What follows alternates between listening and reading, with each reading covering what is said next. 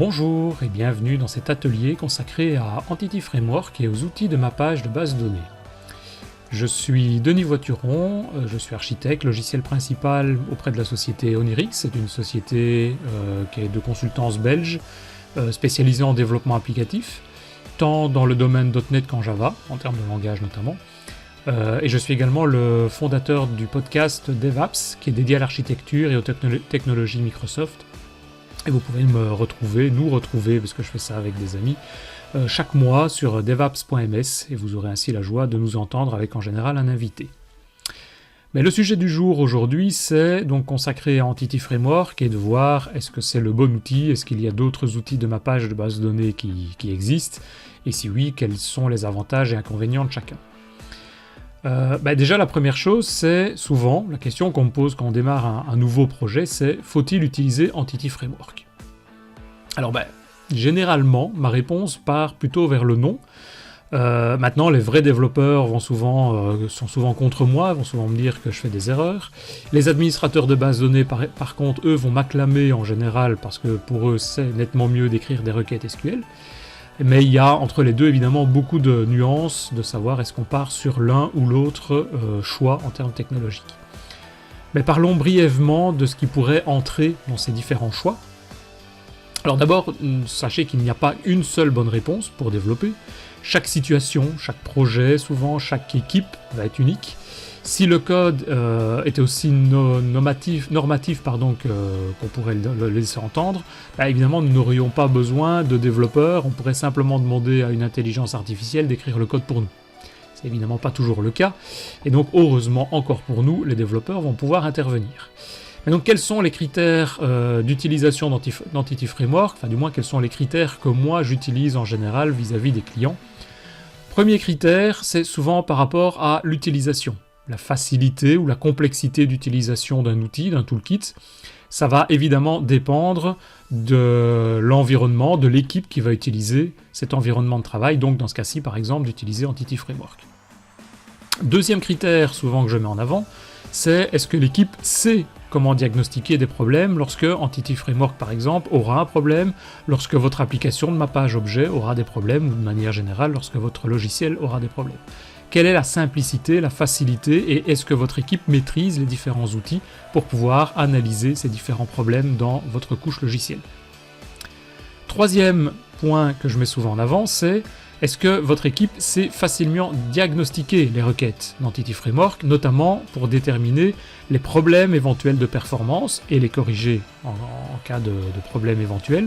On estime souvent que par rapport à Entity Framework, il y a à peu près 10% des requêtes qu'on va devoir écrire en SQL, et donc 90% du reste, des autres requêtes, vont pouvoir être utilisées directement avec Entity Framework parce qu'elles sont suffisamment simples pour pouvoir être directement appliquées de cette manière.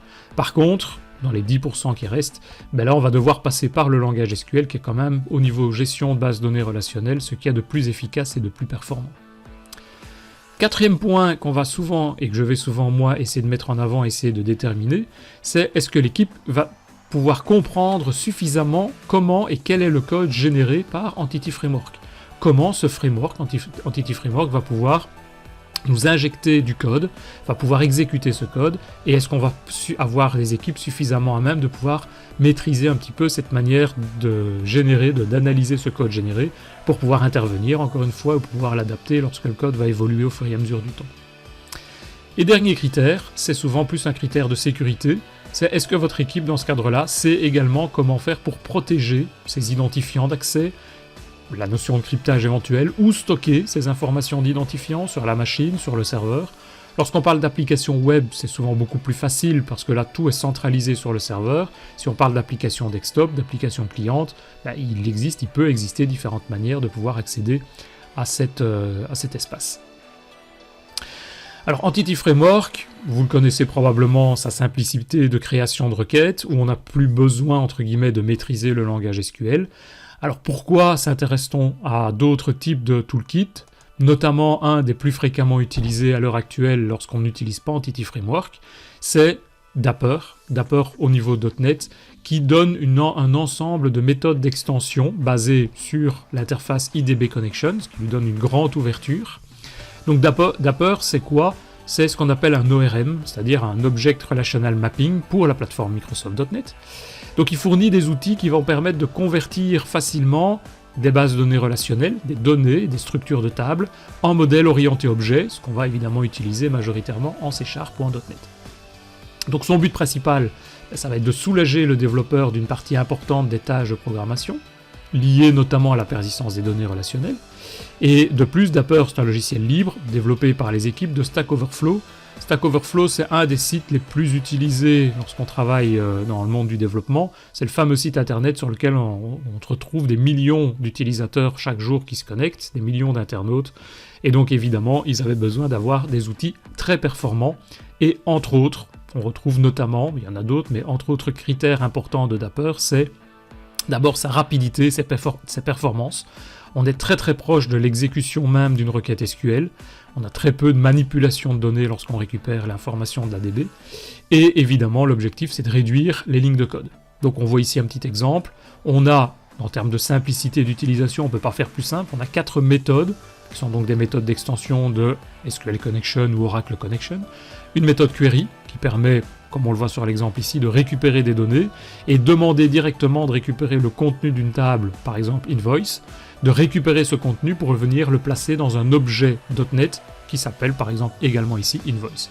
Et lui-même va faire le mapping. Toutes les colonnes qui se trouvent dans cette table vont être mappées vers des propriétés qui se trouvent dans la classe invoice, qui se retrouve donc dans votre code. Donc on a query pour faire ça très simplement. On a query first qui va faire exactement la même chose mais me renvoyer la première ligne. On a souvent le cas où on a des besoins de récupérer qu'une seule première donnée. On aura execute ou execute scalar qui là vont exécuter par exemple des méthodes de insert, update, delete où il n'y a pas réellement de résultat.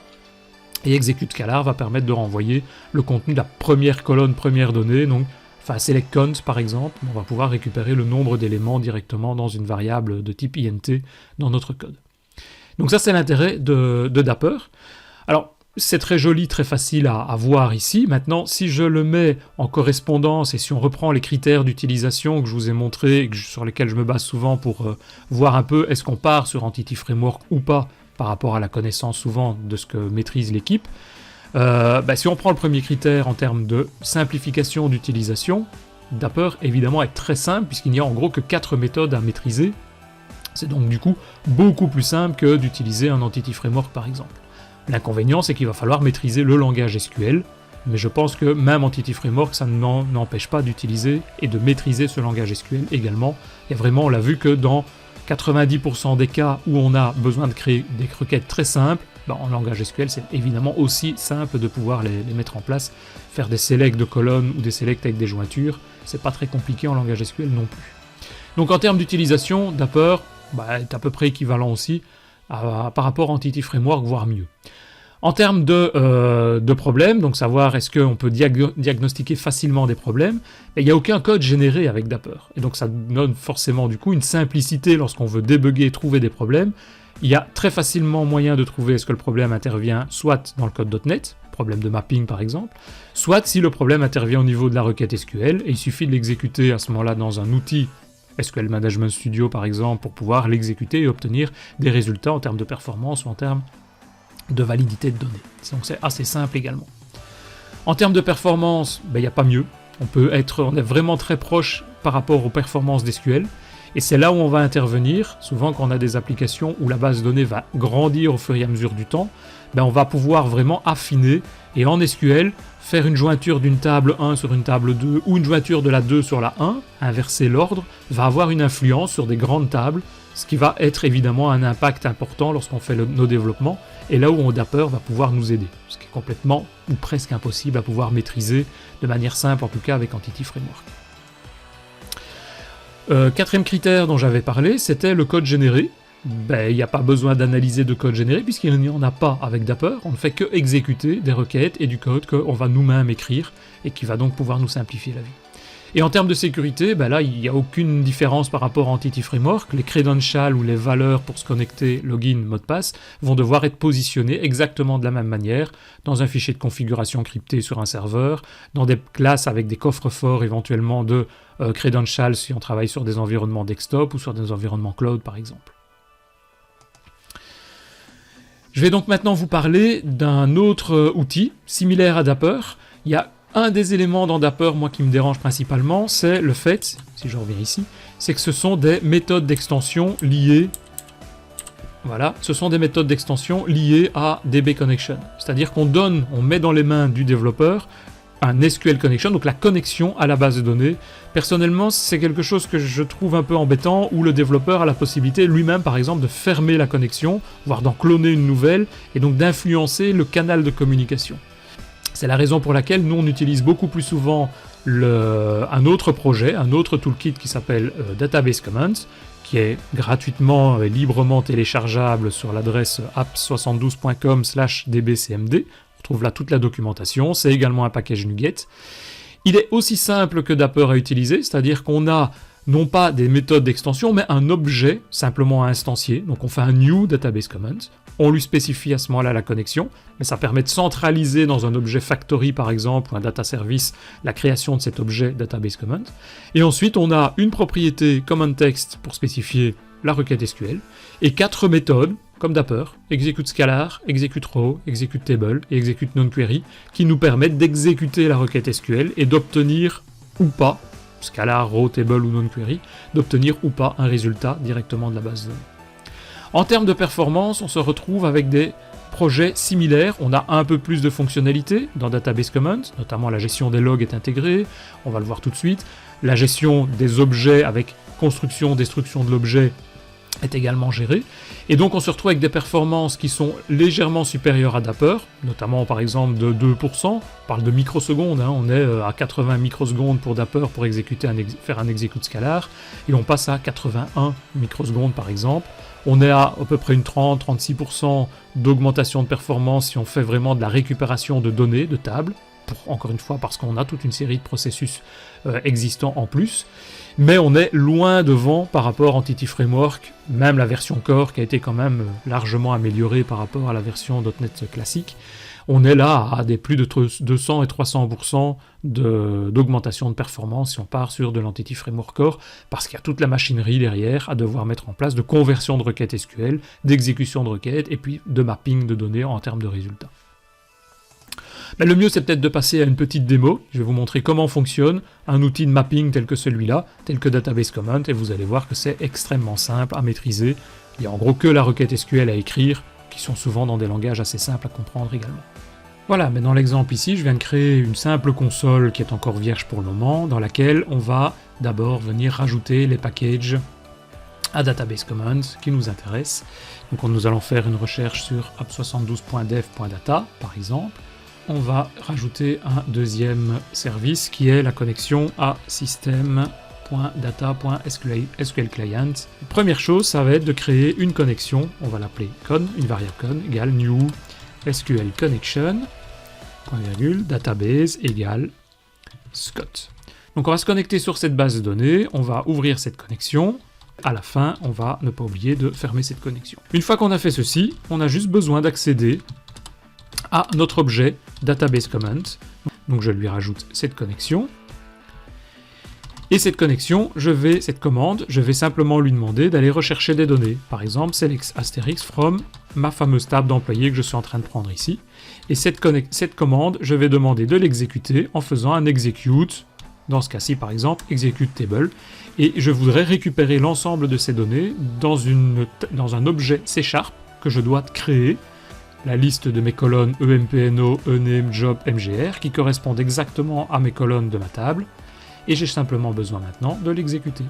Ensuite, je peux simplement venir faire un for each pour boucler sur tous ces éléments qui se trouvent dans cette liste des employés pour venir simplement les afficher à l'écran. L'avantage de Database Commons par rapport à d'autres toolkits, c'est qu'on a à notre disposition beaucoup de méthodes, donc notamment les execute, scalar, table qui vont me renvoyer directement par exemple le nombre d'éléments. Si je veux tracer pour voir réellement quelles sont les requêtes qui passent, je peux faire un log. C'est une action dans laquelle je peux simplement lui dire tu me maps ça sur un console.writeLine. J'ai plein d'autres petites options que je vous laisserai découvrir sur la documentation, notamment la possibilité d'obtenir le résultat en requête formatée. Je peux l'obtenir soit en requête HTML, directement affichable à l'intérieur d'un site si on va avoir plus d'informations et que ce soit plus joli, soit directement sous forme de texte dans lequel le paramètre a été remplacé. Voilà, donc ça clôt un petit peu le sujet par rapport à Entity Framework. Donc vous avez bien compris que moi je suis pas très fan d'utiliser Entity Framework, notamment et principalement en termes des performances et l'aspect simplicité d'utilisation. Écrire une requête SQL, il y a quelques mots-clés, des cas simples. Quand c'est des cas plus compliqués, il faut de toute façon les écrire également en Entity Framework pour avoir des performances cohérentes. Donc je vous invite à découvrir Database Commons, vous faites une recherche sur le package NuGet et vous pouvez l'utiliser gratuitement, c'est également un projet open source. Merci beaucoup, à bientôt.